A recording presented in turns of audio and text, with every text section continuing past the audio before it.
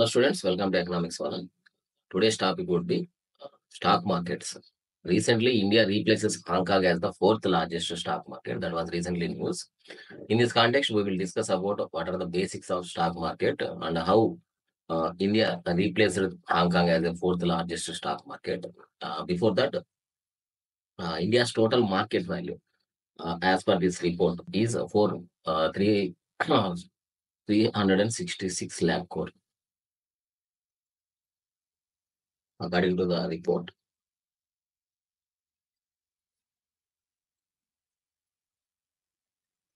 So మనకి 366 lakh crore మనకి market value ఉందని చెప్తున్నారు. అయితే హాంకాంగ్ మార్కెట్ వాల్యూ చూసుకుంటే మనకి హాంకాంగ్ మార్కెట్ రీప్లేస్ చేసిందని చెప్పారు దీని ప్రకారం ఫోర్త్ లార్జెస్ట్ మార్కెట్ అంటే. అయితే వీటిలో మనకి థర్డ్ అంటే బిఫోర్ 3 లార్జెస్ట్ ప్లేయర్స్ ఎవరున్నారు స్టాక్ మార్కెట్‌లో చూసుకుంటే యూఎస్ఏ, ఆబ్వియస్లీ యునైటెడ్ స్టేట్స్ ఉంటుంది. తర్వాత చైనా అండ్ జపాన్. సో ఇవి 3 ప్లేయర్స్ అండి. వీటి తర్వాత మనకి ఫోర్త్ ప్లేస్‌లో హాంకాంగ్ ఉంది. ఆ ఫోర్త్ ప్లేస్‌ని బీట్ చేసి ఇండియా ఫోర్త్ ప్లేస్‌కొచ్చింది. అయితే మనకి ఇక్కడ స్టాక్ మార్కెట్ గురించి డిస్కస్ చేసుకుంటే మనకి స్టాక్ మార్కెట్ అంటే జనరల్‌గా ఒక కంపెనీస్ యొక్క షేర్స్, షేర్స్ కావచ్చు, లేదంటే ఈక్విటీస్ కావచ్చు, పబ్లిక్ కం పబ్లిక్‌లీ లిస్టెడ్ కంపెనీస్ అండి.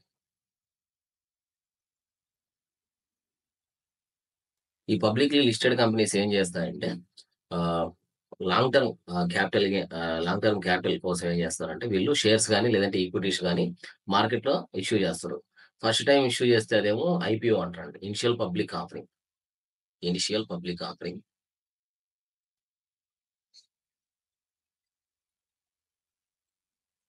సెకండ్ ఏమో ఎఫ్‌పిఓ, ఫోర్స్డ్ పబ్లిక్ ఆఫర్.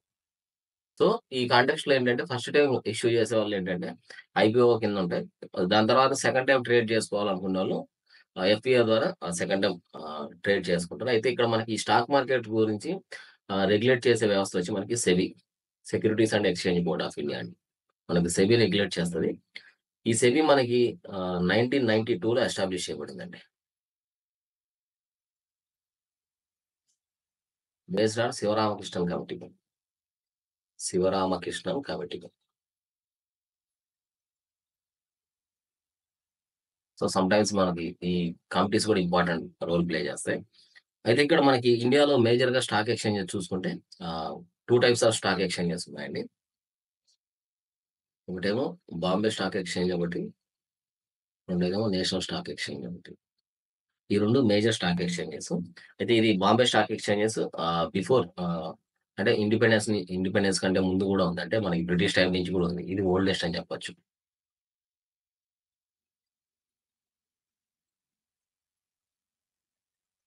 అయితే ఈ స్టాక్ ఎక్స్‌చేంజెస్‌కు వాటికి బెంచ్ మార్క్ ఇండిసెస్ ఉంటాయి. అంటే సర్టెన్ కంపెనీస్ అంటే సర్టెన్ కంపెనీస్‌ని తీసుకోవడం. అంటే పెర్ఫార్మన్స్ ఆఫ్ సర్టెన్ కంపెనీస్‌ని బట్టి వీళ్ళ ఇండిసెస్ ఉంటాయి. అయితే ఇక్కడ మనకి బీఎస్‌ఈకొచ్చి మనకి 30 ఉంటదండి. 30 కంపెనీస్. అలాగే మనకి నేషనల్ స్టాక్ ఎక్స్‌చేంజ్‌కొచ్చి మనకి 50 కంపెనీస్ ఉంటాయి. అంటే ఇండిసెస్ కోసం అండి.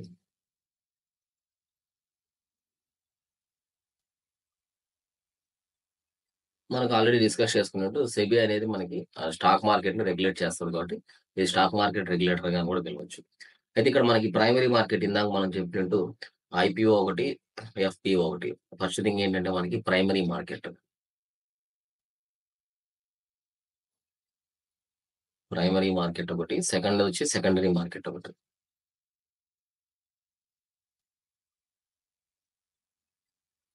అయితే ఈ 2 కూడా మనకి రెగ్యులేట్ చేసేది ఎవరంటే సెబీ.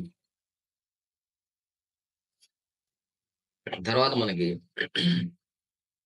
ఈ స్టాక్ ఎక్స్‌చేంజెస్ గురించి చూసుకుంటే ఎందుకు what are the factors contributing అంటే ఇండియాకి ఆహ్, ఫోర్త్ లార్జెస్ట్ స్టాక్ మార్కెట్‌లోకి రావడానికి what are the factors that were ah, helpful అని డిస్కస్ చేసుకుంటే మనకి ఒకటొచ్చి మనకి హాంకాంగ్ డిక్లైన్ అండి. ఎందుకంటే గ్లోబల్‌గా మనకి ఈ వన్ నేషన్, 2 స్టేట్స్ అట్లా. అంటే చైనీస్‌ని చూసుకుంటే చైనా గవర్నమెంట్ హాంకాంగ్ తర్వాత మకావ్ ఇలాంటి ఏరియాలేంటంటే వన్ నేషన్, 2 స్టేట్స్ కింద ఉంటాయి. సమ్‌టైమ్స్ ఏంటంటే ఇక్కడ మనకి స్టాక్ మార్కెట్ ఎందుకంటే ఆహ్, ఇక్కడ ఎందుకు డిక్లైన్ అయిందంటే డ్యూ టు చైనా అండి. ఎందుకంటే పోస్ట్ కోవిడ్ తర్వాత ఈవెన్ చైనా కూడా ఎకనామిక్ స్లో డౌన్‌లో ఉంది. బట్ మనకిది అఫీషియల్‌గా అనౌన్స్ చేయదెప్పుడు. సో, ఈ కాంటెక్స్‌లో ఏం చేశారంటే చాలా వరకు ఇన్వెస్ట్‌మెంట్స్ అన్నీ గూడా హాంకాంగ్ నుంచి రీరూట్ చేసుకొని ఇండియాలోకి ఇన్వెస్ట్‌మెంట్స్ తీసుకురావడం జరిగింది. తర్వాత రెండోదొచ్చి మనకి స్ట్రాంగ్ కార్పొరేట్ పెర్ఫార్మన్స్.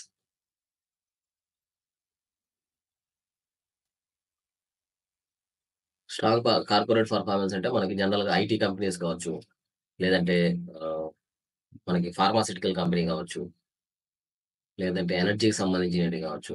ఇవన్నీ గూడా చాలా బెటర్‌గా పెర్ఫార్మ్ చేస్తున్నాయి. సో, వీటిల్లో ఇన్వెస్ట్‌మెంట్ చేసేదానికి చాలా వరకు ఇంట్రెస్ట్ చూపిస్తున్నారు కాబట్టి, ఇది కూడా one of the factor contributing to India's rise అని చెప్పొచ్చు. తర్వాతొచ్చి మనకి థర్డ్ టెక్నాలజికల్ అప్‌గ్రేడేషన్.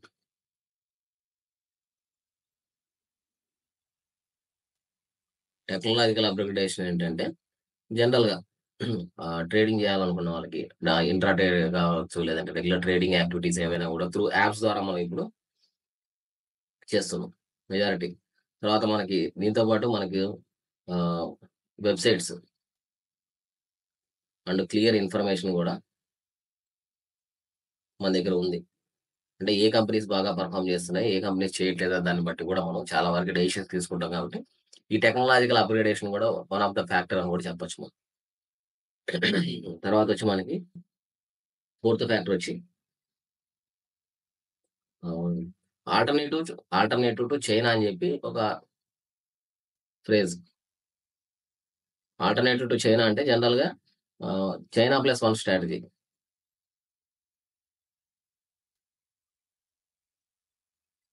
కింద ఆల్టర్‌నేటివ్‌గా చైనా లోనే కాకుండా చైనాతో పాటు రిమైనింగ్ కంట్రీస్‌లో గూడా ఇన్వెస్ట్‌మెంట్ యాక్టివిటీస్ కూడా ఉండాలి గాబట్టి, ఈ చైనా ప్లస్ వన్ స్ట్రాటజీ కింద ఏంటంటే వేరియస్ కంట్రీస్ కోవిడ్-19 తర్వాత అంటే సప్లై ఆహ్, చైన్స్ అన్ని డిస్రప్ట్ అయినాయి గదా! మనకి కోవిడ్ టైమ్‌లో.